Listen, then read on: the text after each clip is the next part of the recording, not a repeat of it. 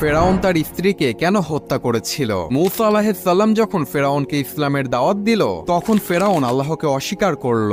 কিন্তু ফেরাউনের স্ত্রী আসিয়া রাদিয়াল্লাহু তাআলা আনহা মূসা নবীর ইসলামের দাওয়াত শুনে আল্লাহর প্রতি ঈমান আনলেন এবং গোপনে গোপনে আল্লাহ তাআলার ইবাদত করতে থাকলেন। ফেরাউন একদিন জানতে পারলেন তার স্ত্রী ইসলাম ধর্ম গ্রহণ করেছে এবং গোপনে আল্লাহর ইবাদত করছে। ফেরাউন এই খবর শুনে প্রচন্ড রেগে যান এবং তার স্ত্রীকে ডেকে বলেন, তুমি কি সত্যি আমার বিরুদ্ধে গিয়ে মূসা নবীর ইসলাম ধর্ম গ্রহণ করেছো?